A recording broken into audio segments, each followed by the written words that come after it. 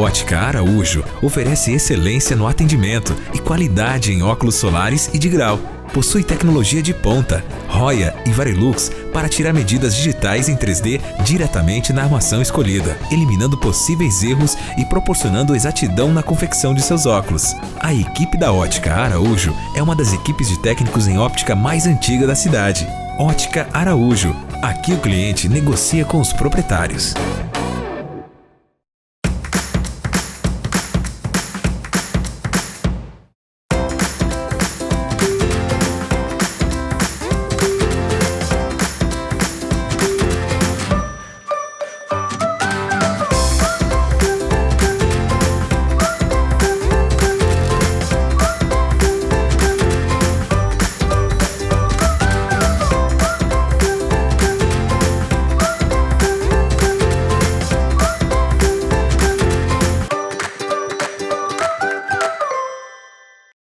Olá! Hoje no programa Instinto Materno vamos falar as diferenças da APLV, alergia do proteína do leite da vaca e intolerância à lactose. Teremos entrevistas com o Dr. Paulo, pediatra, Ellen, nutricionista infantil e Rafa Manfroy, psicóloga. Também vamos conferir as novidades da loja Tutulelê. Eu sou a Aline Worm e este é o Instinto Materno.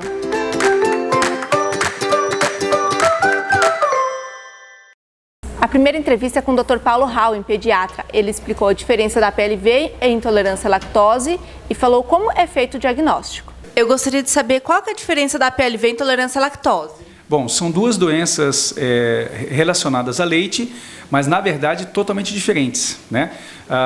Os dois têm a ver com leite, mas com partes diferentes do leite, já que o leite, na verdade, ele é formado por diversas partes, diversas componentes.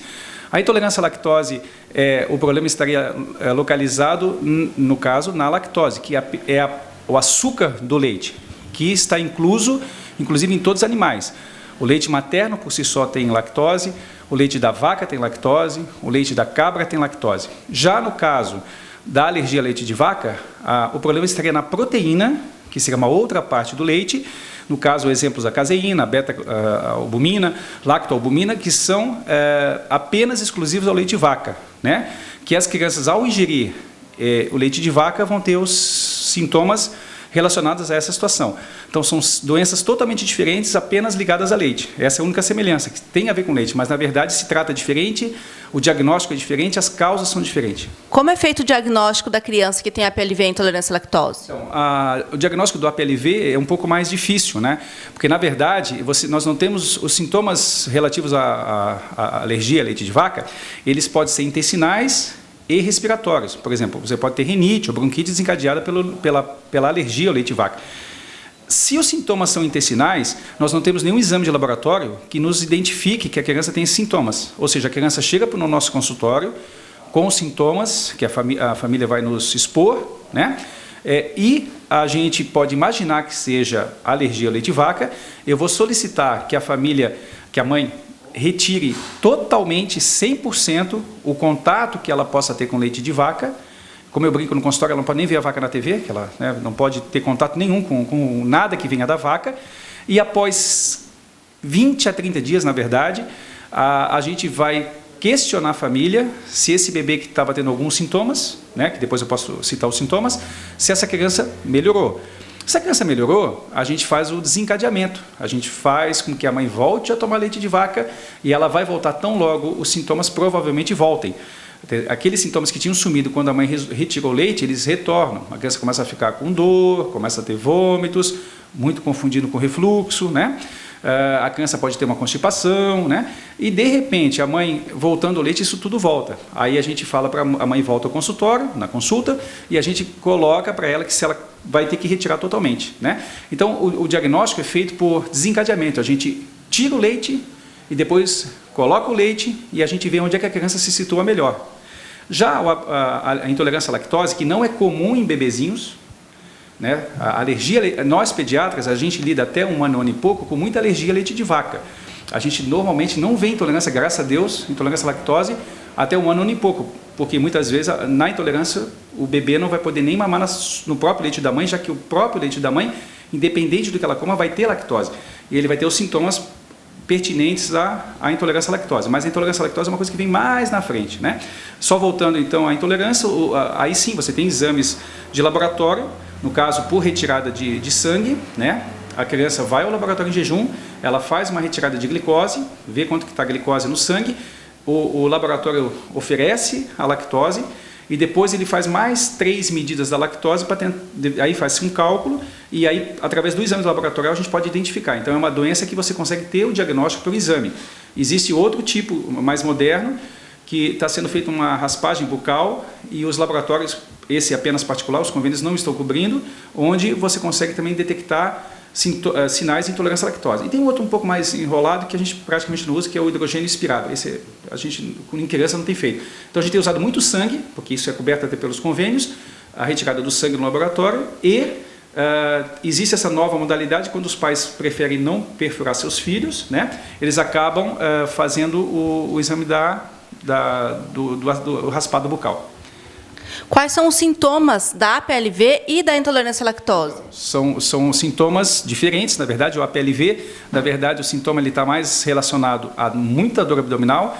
O bebê entrando em contato com o leite, rapidamente ele pode desencadear uma dor, ele pode ter vômitos, confundido, repito, um bebezinho que possa ter APLV, muitas vezes foi tratado de refluxo e não melhora. Então, a família fica muito atenta que quando ela estiver dando remédios para refluxo, que o pediatra decidiu usar, e a criança não estiver melhorando, questionar se não pode ser alergia a leite de vaca.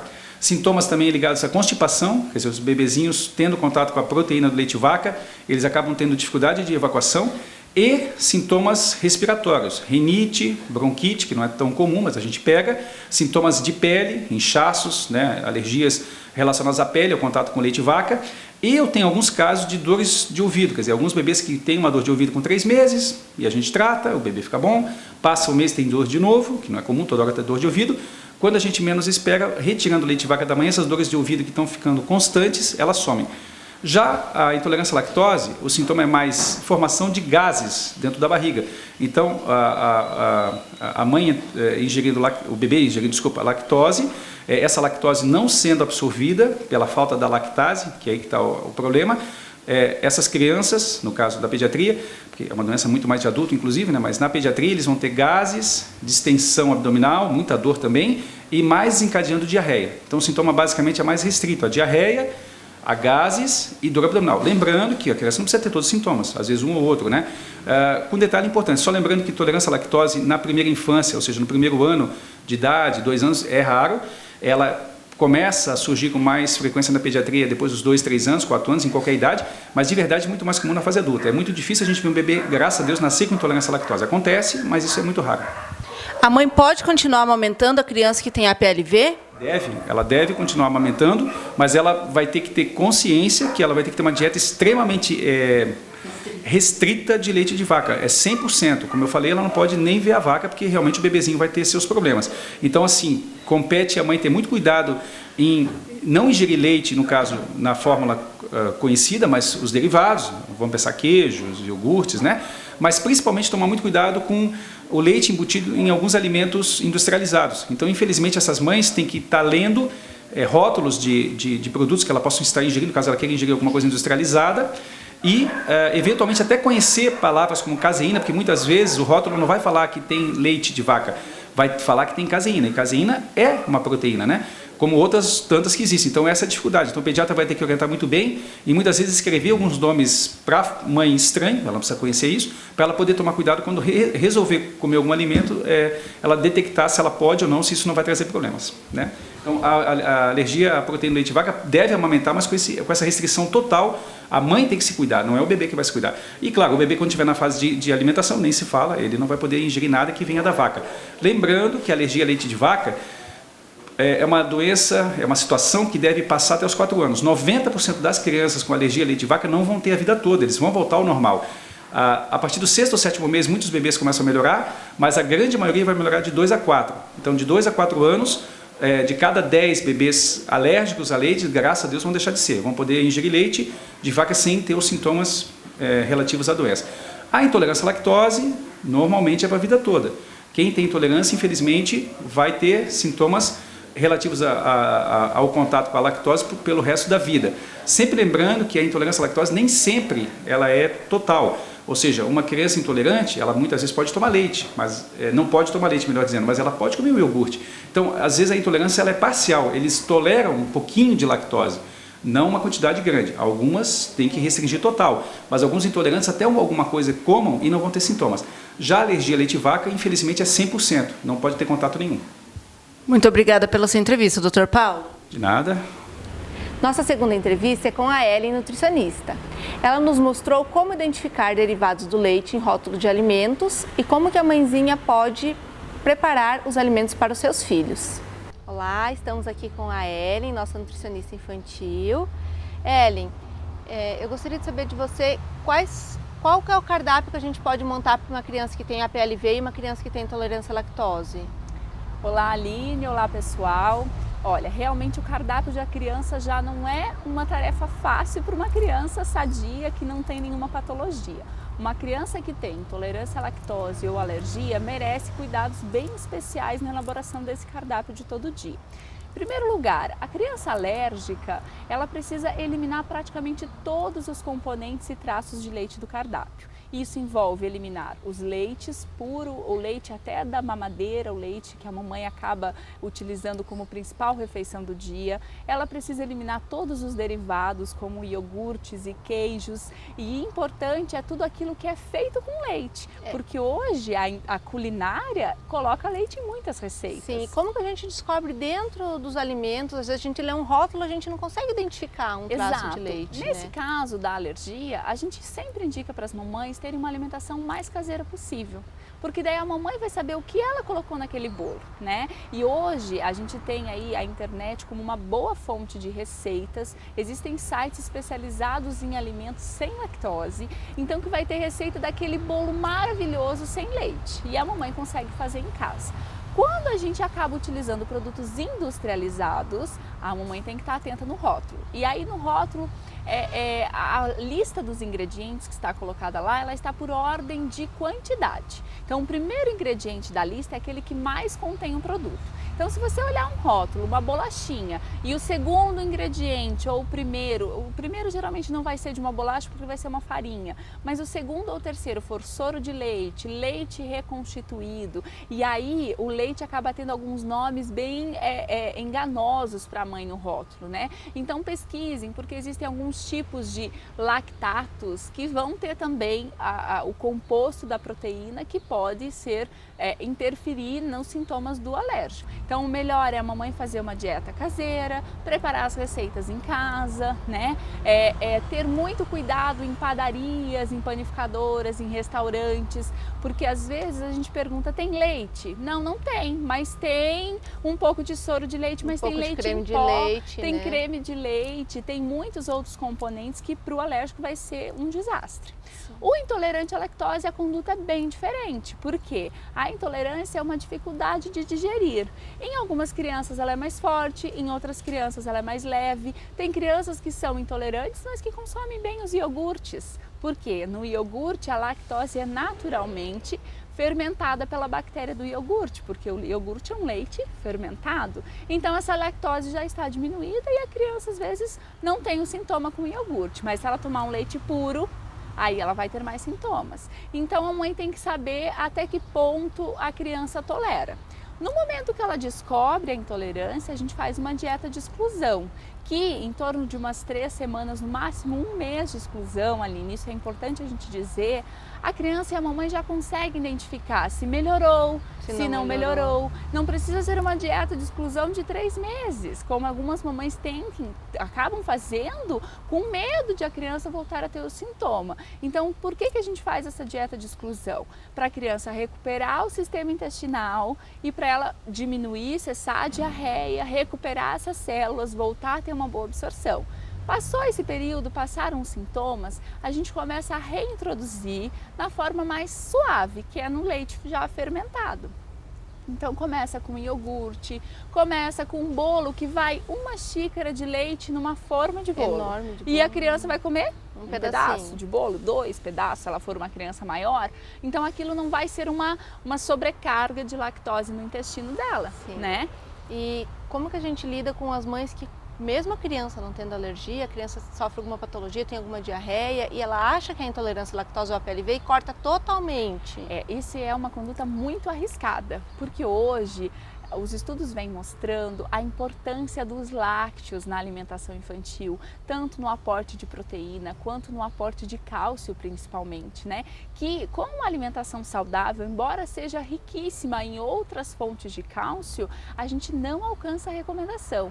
Então assim, excluir o leite sem nenhum diagnóstico, sem orientação do médico pediatra, sem um acompanhamento nutricional para você saber o que fazer com o cardápio, porque realmente é uma questão difícil. Então essa não é uma conduta adequada, a gente tem que tomar muito cuidado, evitar essa conduta de excluir, porque o nosso organismo ele naturalmente diminui a produção de enzima à medida que a gente não come um alimento. Então quanto mais tempo essa criança ficar, por exemplo, na dieta de exclusão, ou um adulto até, que ele não toma leite há anos, aí ele produz menos enzima, porque a nossa enzima, a produção é maior enquanto a gente é lactente, porque nós somos mamíferos e mamamos leite no início da nossa vida, então nós temos uma produção maior. À medida que vamos tomando menos, o intestino vai produzindo menos, é uma coisa mágica, né? Então se eu tiver uma dieta de exclusão sem recomendação, aí sim que você vai estar gerando uma criança intolerante no futuro. Acontece também, Aline, é muito importante dizer isso, crianças que têm períodos de virose, períodos de diarreia muito intensas, logo depois do período da doença, desenvolve uma intolerância. Por quê? Porque esse intestino, durante o período diarreico, ele diminuiu a produção de células, ele está produzindo menos lactose. Aí a mamãe tira o leite do resto da vida da criança. Também é errado, porque daí vai ficar faltando cálcio e complementação desse dia alimentar, vitamina D, que hoje a carência está muito alta nas crianças. Então, um recado maior eu acho que é alérgicos, muita atenção aos rótulos dos produtos industrializados, prefiram consumir os alimentos mais caseiros, fazer em casa as receitas, existem aí muitas opções para as mamães começarem a preparar em casa. Os intolerantes têm que ter uma conduta assim um pouco mais leve, tranquila, exatamente, porque às vezes se tomar um iogurte na semana não vai ter sintomas, então não precisa tirar o iogurte da criança para o resto da vida. Aí tem criança que tolera bem até um copo de leite por dia. Ou um dia comer um queijinho porque foi na pizzaria ou fez um sanduíche com os amigos, mas daí no outro dia não vai tomar o leite ou o iogurte. Então a mãe tem que saber orientar, identificar na criança qual o grau da intolerância e qual o grau de aceitação desses alimentos. Por isso que é muito importante nós consultarmos sempre uma nutricionista especializada em nutrição infantil, para que ninguém caia nessa furada, digamos assim, de dar algum alimento para a criança ou excluir algum alimento da dieta da criança que vai fazer falta no futuro. E comprometer a saúde, que isso a mamãe não quer, né? A mamãe quer que ele esteja preservado, que ele tenha uma boa saúde. Então, o leite ainda é um bom alimento, né? A gente precisa estar atento a isso, não podemos excluir, não podemos pensar no leite como um potencializador da obesidade ou um vilão da alimentação, porque não? A melhor maneira de entender a alimentação infantil é pensar nela com bom senso, né? Pode tomar leite com moderação. Pode tomar só leite? Não. Pode não tomar leite nunca mais? Também não. Também não. Né? Pode comer só fruta o resto da vida? Também não. Então, pode comer fruta com moderação, salada, feijão, arroz, né? Então, equilíbrio, essa é a palavra que tem que ficar também para os intolerantes. Então, tá bom. Muito obrigada, Ellen, pela sua entrevista. Igualmente. E a Rafa Manfroy falou pra gente como lidar com a frustração da criança diante dos alimentos que ela não pode comer e como explicar para a criança que ela não pode comer certos alimentos. Rafa, explica pra gente como que a gente explica para uma criança de mais de 2 aninhos, né? Ou como que a gente lida com essa questão do bebezinho que não consegue comer certos alimentos. Assim, a intolerância e a alergia, ela normalmente ocorre quando a criança ainda é bebê, né? Então é uma fase mais tranquila, porque são os pais que decidem o que eles vão apresentar para a criança, o que eles vão oferecer, o que eles vão colocar à mesa. E a criança cresce já adaptada ao estilo de alimentação que os pais colocaram para ela. Só que essa criança cresce, né? E quando ela tem lá os seus 2 aninhos, que ela vai para a escola, que ela passa a frequentar casa de amiguinhos e ela começa a ver que existe uma outra alimentação e que ela vê que os amigos comem aquilo e gostam, é natural que ela queira provar. E aí que eu vejo que é o grande desafio dos pais, que é ter que mostrar para essa criança que aquilo não faz bem para ela. Apesar de ser uma comida gostosa, vai doer a barriguinha, vai causar um vômito, uma diarreia, isso não vai fazer bem. Então a mamãe precisa conversar com o filho. Filho, olha, tá vendo essa comidinha aqui? Seus amigos estão comendo, mas lembra que a mamãe te falou que tem algumas comidinhas que fazem mal para você? Essa é uma das comidas, então não coma. A mamãe trouxe essa comida para você, que é a comida que você já conhece, que você gosta, né? E claro, tem que ser uma comida apetitosa, uma comida criativa, né? A gente tem que cuidar para não cair naquela coisa que a Ellen sempre fala para mim, né? Na dúvida, não pode cair sempre na bolacha, porque senão a criança fica enjoada daquilo. Então ela não pode ter uma alternativa só. Uma só opção, né? Uma opção só. A mãe precisa ter um ter leque todo de esse opções. cuidado, né? Mas eu acho que a explicação, ela é uma explicação simples. Isso te faz mal. E com certeza haverão muitas oportunidades da criança provar, ela vai acabar ingerindo alguma coisa que ela não pode e ela vai sentir na pele a consequência dos sintomas, né? Então ela vai sentir dor, ela vai ter um vômito, uma diarreia, uma dor mais forte que vai fazer ela repelir esse alimento. Porque a gente não quer aquilo que faz mal pra gente, né? É claro que intolerância é diferente de alergia. Então a criança que sente uma intolerância, ela de repente vai, lá na cabecinha dela, ela vai pensar, eu prefiro aquela dorzinha de barriga que eu tive da outra vez para poder sentir o sabor desse brigadeiro, por exemplo. Sim, porque até mesmo porque a alergia é uma questão muito séria, né? A criança que tem alergia, ela tem crises terríveis de asma, ela tem crise de bronquite, ela pode ter crise de conjuntivite, ela pode ter um fechamento de glote. A alergia, ela é bem mais séria do que a intolerância à lactose. Sim, por isso que a mãe precisa ser muito clara quando ela conversa com a criança, né? E ela precisa se paramentar, se armar aí dessas coisas, de comidinhas que a criança pode, de opções, né? De repente chamar a criança num canto, quando vai entrar numa casa, numa festinha, antes de entrar, chama a criança, querido, lembra que a mamãe conversou com você? A gente vai ver várias comidas, as crianças vão estar comendo, prepara a criança para aquele ambiente que ela vai encontrar. E você não pode comer o que tem lá, mas você escolheu em casa o que você queria comer aqui. Então a gente trouxe o teu morango, a tua bolacha, o teu pãozinho, sei lá, e você pode ficar à vontade, vem e peça para a mamãe. Se alguém te oferecer alguma coisa, você vem e pergunta para a mamãe se você pode. Quando a criança é maior, ela já começa a ter essa independência. Ela diz, eu tenho intolerância à lactose. Eu tenho alergia, eu não posso comer isso, eu não posso tomar isso. A criança mesmo, ela vai aprendendo a se defender e a se colocar diante da realidade dela. Sim. E me explica agora também como que a gente lida com os adultos que insistem em dar os alimentos para a criança, né? Principalmente adultos de casa, os tios, os avós, né? Que são os que mais convivem, São os né? que mais convivem. E aí, mesmo eles sabendo da questão da intolerância ou da PLV, eles insistem em dar comida para a criança. Porque se você tá num consultório e uma mãe tá lá com uma bolacha e ela vem e oferece para o teu filho, você diz, obrigada, ele não pode, obrigada. Ela, na hora, para. Mas aquele tio e principalmente aquela avó que gosta de ver o neto sorrindo, feliz, faceiro, porque está comendo aquilo, muitas vezes ela acaba passando por cima da gente para poder ver a criança feliz, né?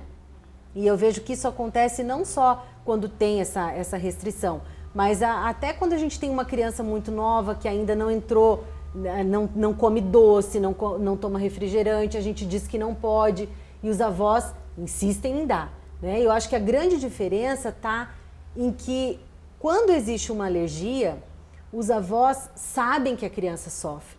É diferente. Quando eles dão um alimento e a criança sai sorrindo, isso acaba fortalecendo a mentirinha deles para o pai e para a mãe de dar a comida para a criança. Mas na questão da alergia, eles sabem que a criança sofre, que ela vomita, que ela passa mal, que ela sente muita dor. Então eu acho que isso é o pontapé assim para que as pessoas comprem essa ideia, os que estão perto, porque eles veem a criança sofrendo. Sim. Né? Porque... Então acho que isso acaba ajudando. E se mesmo assim o adulto não comprar essa ideia, não obedecer, não se submeter ao que os pais estão pedindo, a mãe precisa ser um pouco mais séria, um pouco mais incisiva ali, né? E dizer assim, eu não quero que dê. E de repente até afastar um pouco a criança daquele convívio, no sentido assim, se é uma avó que cuida da criança, de repente a mãe vai ter que optar por uma babá, por uma pessoa estranha, que de repente está sendo paga para cuidar da criança e que vai obedecer, né? Porque é uma questão, como você falou, né, Aline, é uma questão muito séria. Então a gente não é simplesmente uma comida que tem açúcar ou que não está na hora da criança comer. Não, ela não pode comer. É uma restrição por causa da saúde, ela corre um risco se ela comer. Então, é bem mais sério, né? Alergia é algo muito, muito sério mesmo. Tanto que nós temos uma campanha que é o Põe no Rótulo. Então tá certo, Rafa, obrigada pela sua presença. Imagina, eu que agradeço. Estivemos na loja Tutulelê e vamos apresentar para vocês as novidades deste verão. Olá, amigos, amigas, pessoal que está assistindo o nosso programa. Estamos aqui na Tutulelê com a nossa parceira Maristela. E hoje vamos falar sobre a lista do chá de bebê, Maristela. É verdade, Aline, é um prazer tê-la aqui na nossa loja. Nós que acompanhamos você assim na gestação, né, com a Heloísa, agora é você aqui conosco. Então nós gostaríamos de falar um pouquinho do chá de bebê, que nós temos a opção na loja que a mãezinha pode vir, escolher os itens que ela quer ganhar no seu chá de bebê. Nós deixamos todos identificados numa área separada e as amigas vêm até a loja, escolhem os produtos e a mãe ganha exatamente o que ela quer. Para isso, Aline, a gente dispõe de uma listinha, né, de enxoval, que tem todos os itens para o chá de bebê. E também a mãezinha que deixar a lista na loja, nós doamos os cartõezinhos para ela convidar as amigas para o chá. Aqui estão os convitinhos, né, que a Tutulelê fornece, eles são bem legais, tem azulzinho de menino, rosinha de menina, né, e daí aqui você coloca todos os dados do seu chá, né. O que eu acho interessante pedir, que eu pedi no chá da Heloísa e que vende aqui na Tutulelê, é a rampa anti-refluxo.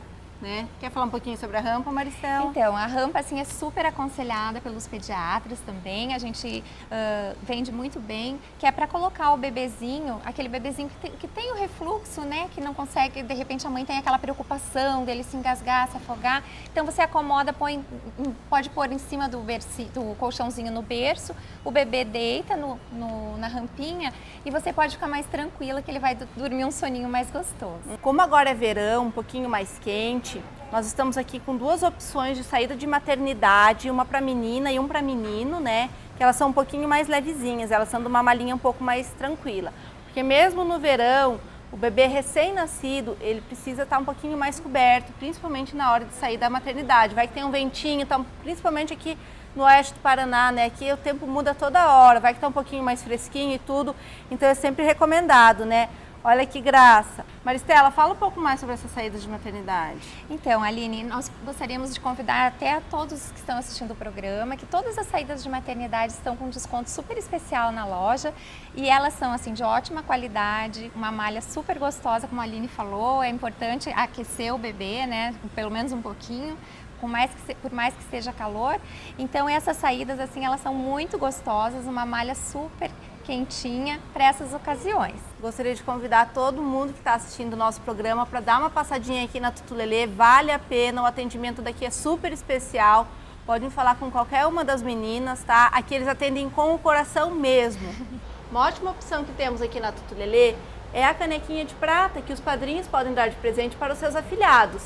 É só mandar gravar o nome e a data do batizado, né, Maristela? Isso mesmo, Aline. Na verdade, assim, a gente tem várias opções de presente, assim. Às vezes você tem uma ocasião especial, como o nascimento mesmo, o batizado. Tem vários itens em prata, como essa canequinha, tem os talheres também. Tudo para ficar de recordação numa data tão importante, né? Sim.